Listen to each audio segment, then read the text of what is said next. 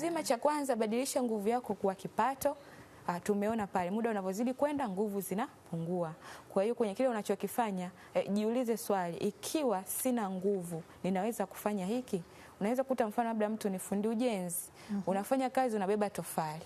Umri unaenda, kuna siku hautaweza kulibeba hilo tofali. Kwa hiyo utafanya nini? Basi unaweza kubadilisha, nikawa sio tu fundi, nitakuwa nauza vifaa vya ujenzi. Kwa huko ndani ya eneo lako, lakini unafanya kitu ambacho unaweza kukifanya kwa muda mrefu hata kama nguvu zikipungua. Jambo la pili, fanya maamuzi sahihi ya kifedha na urafiki wa kimkakati. Kwa hiyo kupata fedha ni jambo moja, lakini kufanya maamuzi unatumiaje hiyo fedha iweze kukusaidia, na huko ndo inakusaidia kufika kwenye uhuru wa kifedha. Jiulize, ukipata fedha ninawekeza wapi? Pata elimu sahihi ili uweze kufanya maamuzi sahihi. Lakini pia mtandao wa kimkakati. Katika umri wa utu uzima, si kila mtu akukaa naye.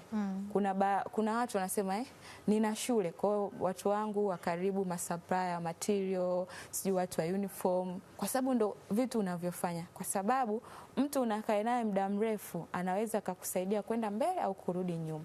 Na uwe unajipima nini unasikiliza na muda wako unautumia sana wapi. Itakusaidia kwenye kujifanyia tathmini, nani unamchukua, nani unamwacha, ili uweze kuendelea mbele zaidi. Jambo la tatu, weka akiba ya kutosha. Weka akiba ya kutosha, kwa sababu tuna changamoto, kadri chanzo cha mapato kinavyoongezeka, watu pia wanaongeza matumizi. Kwa hiyo unaweza kujikuta hela haitoshi. Na hapa mimi nikifanyaga zile training ofisini, mimi naanza kuuliza, ikiwa leo sasa hivi hiyo kazi uliyokuwa nayo hauna, yani ukapewa barua labda ukasimamishwa, unahisi utakaa muda gani bila kubadilisha aina ya maisha uliyokuwa nayo sasa?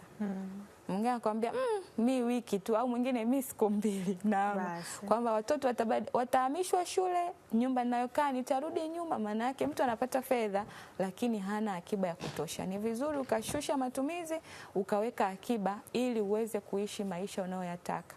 Na hapo ndo tofauti kati ya rich na wealth. Rich unaweza kuwa una gari nzuri, una vitu vizuri, lakini viko kwa muda huo. Ila wealth, nitakuwa maisha haya niliyokuwa nayo hata mwaka hata kuendelea. Kwa hiyo ni vizuri tufanye maamuzi ili kutengeneza wealth na sio rich.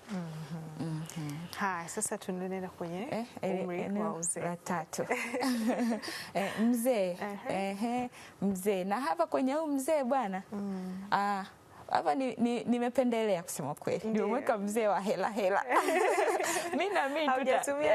Mimi naamini tutafika huko jamani, tujitahidi. Yule mzee mwingine ule mausia tu. Unajua hata sisi hapa Wakristo, Biblia inasema ushauri wa maskini hauna, yani hausawi. Unajua kabisa, lakini unaona kama it makes sense, lakini unajua mzee hapa tunamzungumzia.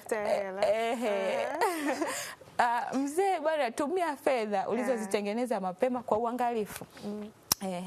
Na hii ni vizuri katika maandalizi ya kustaafu. Wazee wengi unakuta na papara, akipata hela fulani, kwa hiyo nifanye nini? Unataka kuingia kwenye biashara wakati huo mwingine maisha yako yote ulikuwa ofisini, unaanza kufuga kuku. Stress hizo, pressure na visukari vinaanzia hapo.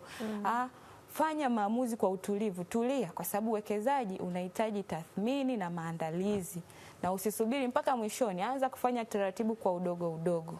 Kwa hiyo tumia pesa ulizozitengeneza mapema, lakini kwa uangalifu. Jambo la pili, linda afya yako, na shirikisha maarifa na hekima.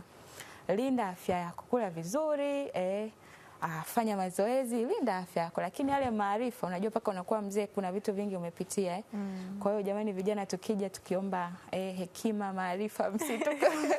Tunawahitaji sana wazee, kwa hiyo msitukimbie hapo.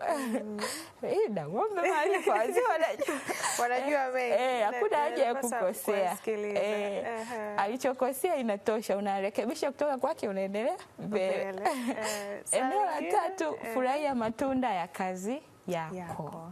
Sasa na hapa inategemea utu uzima na ujana ulifanya nini. Kwa hiyo hapo unakuta kuna kale ka statement sikapendi sana, ila ndo kama wanasema wazee wana regret, yani wana kujutia kwingi sana. Kwa hiyo ni vizuri katika umri wa utu uzima na ujana unapata nafasi ya kutazama mada hii, rekebisha. Usubiri uwe mfano. Umeona fulani alikuaga vizuri ila sasa hivi yuko hivi. Sio historia nzuri, lakini pia rekebisha, endana na mazingira. Lengo kubwa ni kufanya maisha yako yawe vizuri. Tunaishi kwa ajili yako, jitengeneze, jiboreshe ili uwe safi. Hai, na tuwe wazee. Wazee wale tutakuja, mimi najua Ida, tutakuja kuomba hekima. Tumalize na nukuu ya leo. Leo tunamaliza na nukuu. Nukuu inasema kila hatua ya maisha ina rasilimali yake maalum. Uzee unaandaliwa wakati wa ujana na utu uzima. Jiandae sasa. Kwa hiyo wakati huu ndio wakati wa kujiandaa. Tuweke akiba jamani, tuweke akiba, tuwe na malengo, tutembee kwa imani. Hata kama mambo hayajakaa sawa, unajiadjust according, lakini na mimi tutakuwa wazee safi kabisa.